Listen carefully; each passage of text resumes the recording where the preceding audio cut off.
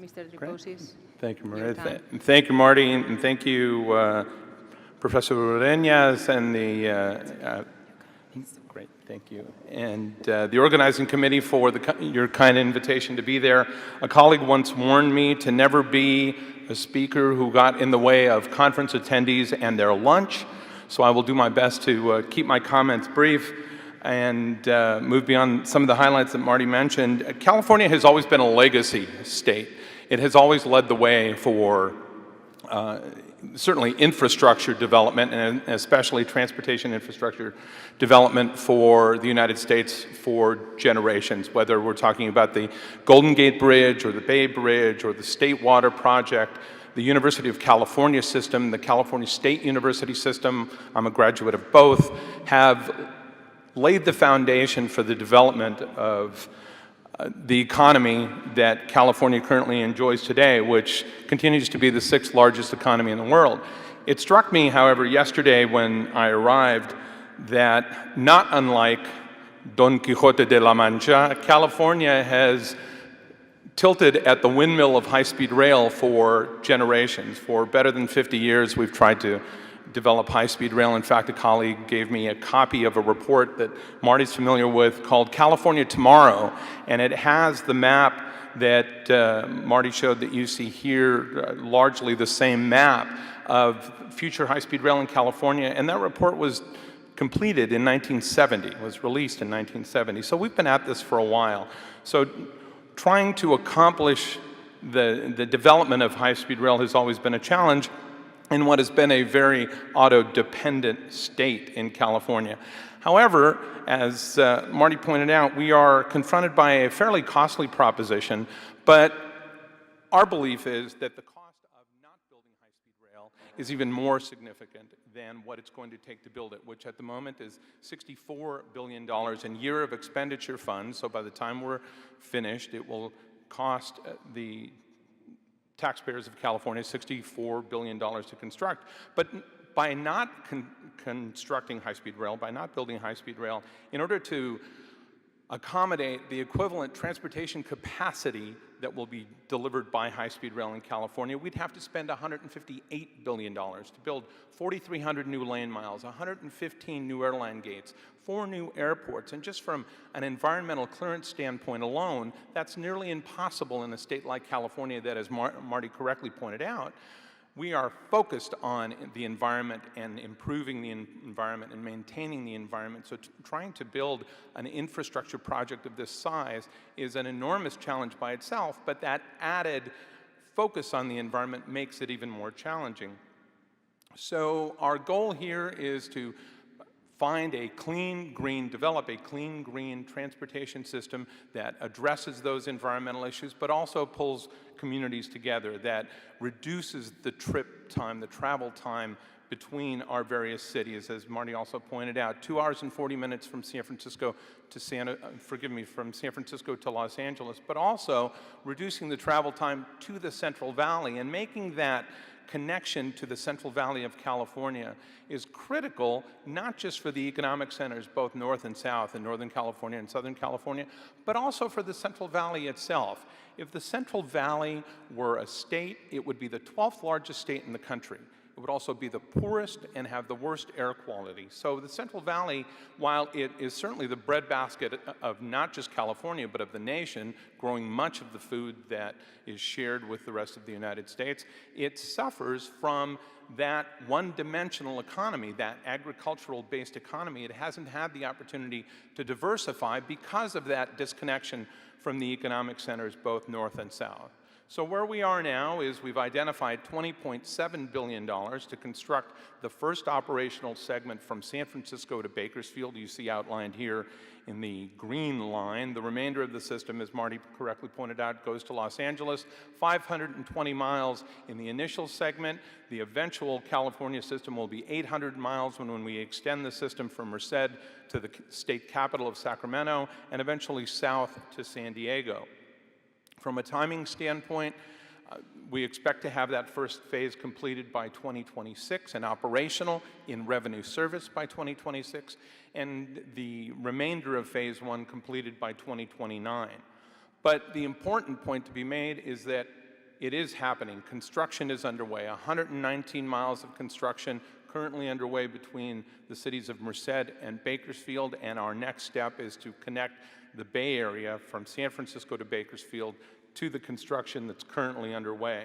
In San Francisco, the Transbay Transit Center will be our northern terminus. It is about to be completed and opened for bus service. There is a train box in the basement of the Transbay Transit Center that we will eventually run future high-speed rail into, as well as Caltrain commuter trains that Marty touched on, the local commuter service that's in the midst of being electrified. On Caltrain, the state of California is also a contributor to the development of that system. $713 million in state funds is helping complete what is a $1.92 billion electrification project to fully electrify that 51-mile corridor between San Francisco in the north and San Jose in the south. An important point about the development of high-speed rail, not unlike how high-speed rail has developed internationally, is that while we're certainly enthusiastic about building high-speed rail in California, and it's a linchpin to much of the rail development that we plan to do, it's not just about high-speed rail.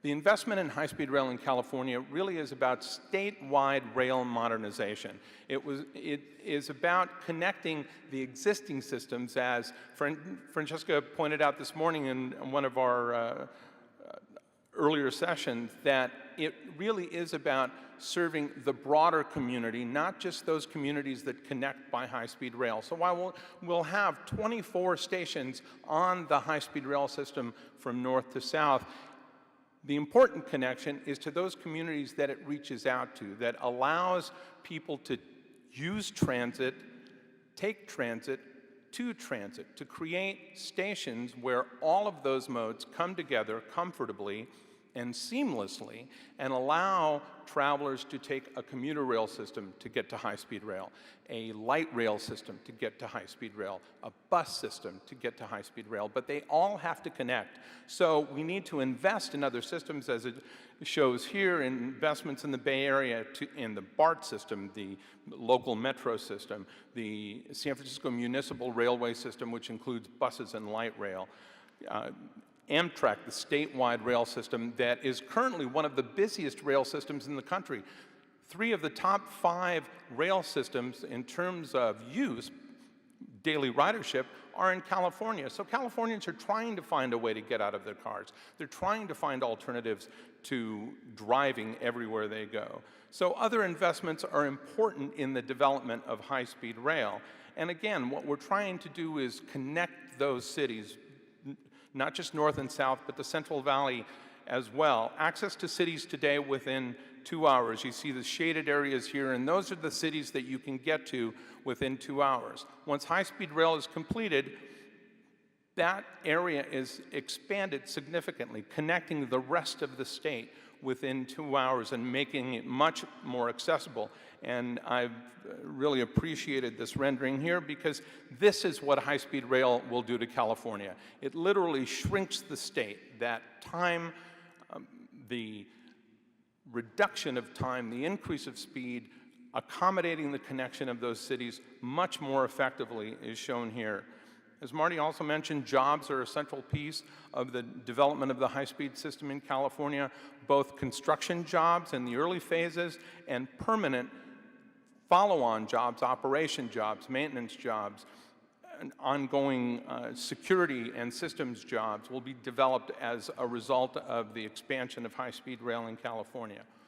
Small business has been an emphasis of the California high-speed rail system. We have a 30% small business goal to attract small California business to the development of the state's largest infrastructure project. We currently have 407 small businesses working on the California high-speed rail project. From an economic impact standpoint, we're already seeing the investment in high-speed rail pay dividends. $2.3 billion from July 2006 to June of 2016. 94% of that generated revenue went to California firms and workers. Over 70% were funded by that federal program that Marty mentioned. 630 different private sector firms have been contracted to work on the program. 52% of the project expenditures occurred in disadvantaged communities, so trying to expand the opportunities for growth and development and wealth building throughout the state of California, not just in narrow identified sectors. And importantly, the expansion of those economic impacts. The number of job years that were created by the investment in high-speed rail in California has garnered between $1.3 and $1.6 billion in labor income. Over 1,200 workers are currently employed and working on the development of the system in the Central Valley in California, and that labor income in turn has resulted in $3.5 billion to almost $4.1 billion in economic output, because those workers are shopping, they're traveling, they're using those resources to expand the economy in the communities in which they live. And that economic impact isn't just narrowly focused on California and the West. The entire United States, much of the United States, is touched by the development and investment in high-speed rail. Resources from around the country are coming together to develop the California system. So just in construction fabrication alone, there are over 7 different locations around the United States where resources have been developed. Portions of the construction that have been currently put into place in the Central Valley have come from to help develop the California system. As Marty also pointed out, California from a policy context is very unique. There are a dozen different measures that focus on investment in infrastructure and the development of infrastructure that is clean, green, environmentally neutral from an impact standpoint, and really motivates the move to an electrified rail system. As a result, ensuring that we move to a clean, green system, the reduction in CO2 just in 1 year is significant. You see here the reduction by 2030 that's expected, almost 2.5 billion metric tons of CO2 reduced by investing in high-speed rail. That commensurate reduction in air travel in one of the most congested short-haul airline corridors in the country, as well as a reduction in vehicle usage in California, results in that environmental benefit to the state. We've established new standards from an energy standpoint, from an environmental standpoint, operating a requirement to operate with 100% renewable energy. All steel and concrete will be recycled. Investing in clean agricultural equipment to reduce the environmental impacts of construction in the Central Valley. Excuse me. Using Tier 4 construction equipment, the cleanest on-site at all of our construction sites. Exploring material life cycles, so we're utilizing recycled materials as much as possible. Utilizing sustainability as part of the development of our station systems. Here you see a proposed station canopy that includes photovoltaic solar panels on the canopy itself, so incorporating those clean, green attributes to the development of the station itself. Working with our station cities, in fact, investing in our station cities by funding plans with all of our station communities to look at leveraging the station and the station development as an economic opportunity, not just for the development of the high-speed system, but also for the economic development of those station cities, to make stations activity centers that attract commercial retail development in and around the station, so that the stations, as they are in most international high-speed stations, the high-speed service is the catalyst for that kind of economic activity, to have that translate to the California system as well. So looking at our stations as more than just a transit hub, that they are 24/7 activity centers, that people are induced to visit those locations beyond the need to catch a mode of transportation. And looking ways to invest in those station areas so that we get the most out of the space. Looking for ways certainly to increase ridership and revenue, but to also look at ways to reduce the need for land but induce growth at the same time. Move to higher densities, find ways to consolidate and expand densities in and around station, maximizing that multimodal access and doing a good job at the same time serving the needs of the local community by expanding that local economy. And lastly, and I think importantly, is investing in a compact, sustainable development envelope in and around the city so that it's not just train-friendly or transit-friendly or transportation-friendly, but it's people-friendly. One of the things Anastasia Lukaitis-Sideris and I were talking about, the difference between Europe and the United States in many cases is that in Europe you see people on the street all the time, at all hours of the day. It's an activity center. People are in the world on a regular basis and they're mobile, and that pedestrian experience is very comfortable and very natural for them. In the US, it's largely all cars all the time. So in developing these high-speed systems, using high-speed rail as the catalyst, finding ways to encourage that kind of people-level, pedestrian-level development of activity and encouragement of activity. So you include people, you include bicycles, you include other on-the-ground opportunities, plazas and benches and parks in and around the station to promote that sort of people-oriented activity. So in the end, we're trying to maintain that history as a legacy state in California by building what is the next part of the California legacy, and that's the investment in the high-speed rail system. So we look forward to continuing that effort, and with your help, we will be as successful as all of the European communities have become. Certainly, Spain has been a leader in that regard. It's a great joy for me to be here to see it firsthand. And again, I'm very honored to have been invited to the conference, and I appreciate your time. Thank you very much.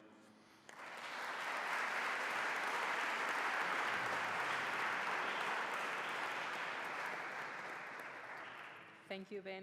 Thank you for your presentation. Thanks for having given us the opportunity to have you here sharing your experience, your project. This allows us to have a deeper knowledge of this. Muchas gracias también a los profesores Menéndez y Ureña por la organización de estas sesiones, que yo creo que damos por concluidas en este momento. Muchísimas gracias. Gracias también a Ramón y gracias a todos. Nice job.